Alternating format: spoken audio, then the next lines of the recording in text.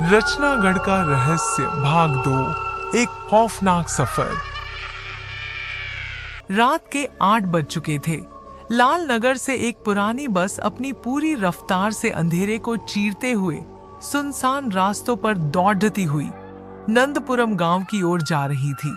लाल नगर से नंदपुरम गांव तकरीबन 335 किमी की दूरी पर है और नंदपुरम जाने का रास्ता सिर्फ एक वीरापुर गांव होते हुए रचनागढ़ से 30 किमी आगे। चारों ओर घना जंगल और अजीब सी खामोशी जो बस के इंजन की आवाज से ही टूट रही थी।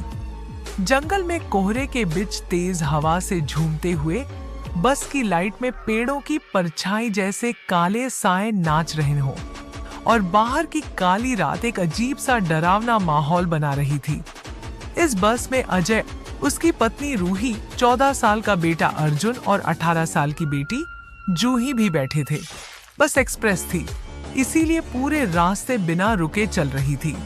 धीरे धीरे बस में बैठे कई यात्री नींद के आगोश में जा चुके थे।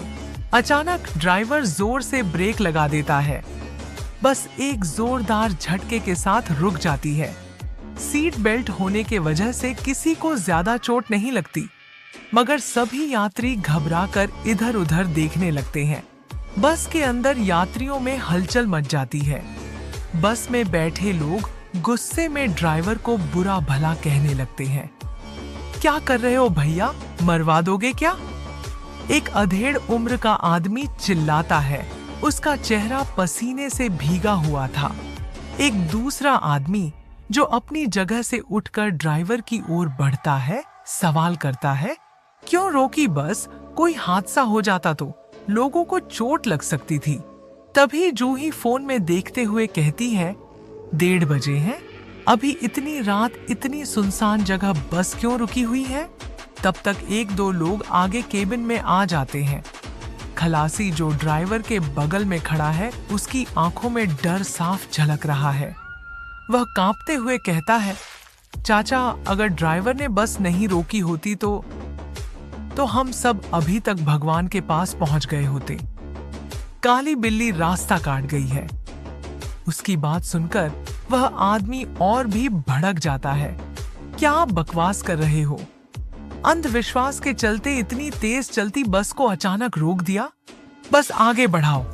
ड्राइवर, जिसका चेहरा पसीने से तर है, बुदबुदाते हुए कहता है, चाचा बैठ जाइए, बस तभी आगे बढ़ेगी जब बिल्ली के कांटे को कोई काटेगा। वह आदमी जो इस पूरी बात को बकवास मान रहा था, अब और गुस्से में आ जाता है। ये क्या पागलपन है?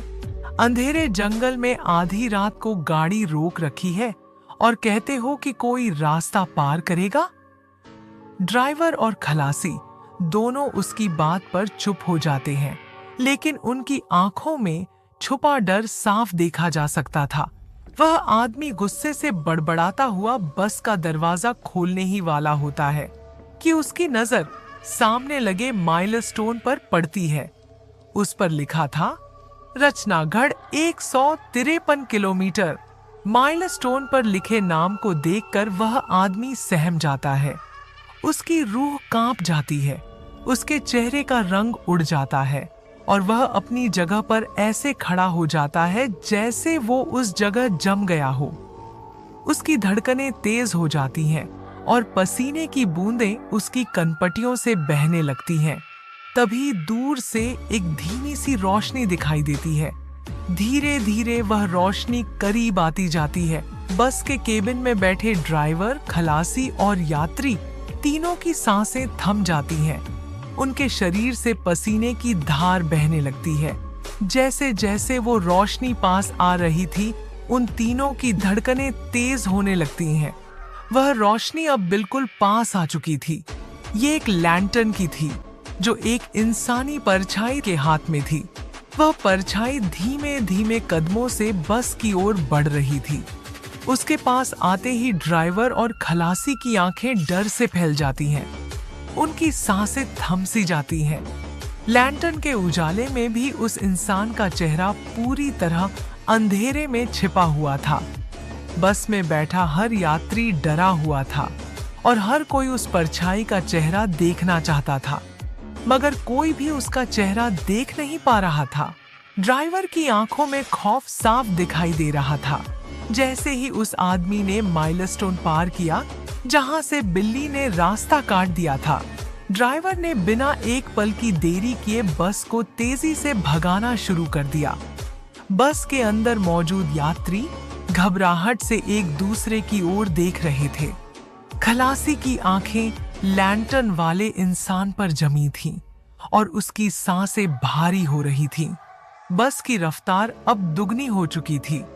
कोई नहीं जानता था कि वह लैंटर्न वाला इंसान कौन था, उसका चेहरा क्यों नहीं दिख रहा था और रचनागढ़ का नाम पढ़कर वह आदमी इतना डर क्यों गया। क्या बस अपनी मंजिल तक पहुंच पाएगी? क्या इस रात के रहस्य से पर्दा उठेगा? इन सवालों के जवाब तो आने वाला वक्त ही बताएगा। दोस्तों, क्या आपको यह कहानी पसंद आई? हमें कमेंट करके जरूर बताएं। आपको कहानी अच्छी लगी तो लाइक करें और अगले भाग के लिए हमारे चैनल को सब्सक्राइब करें। हम जल्द ही मिलेंगे इस कहानी के अगले भाग में।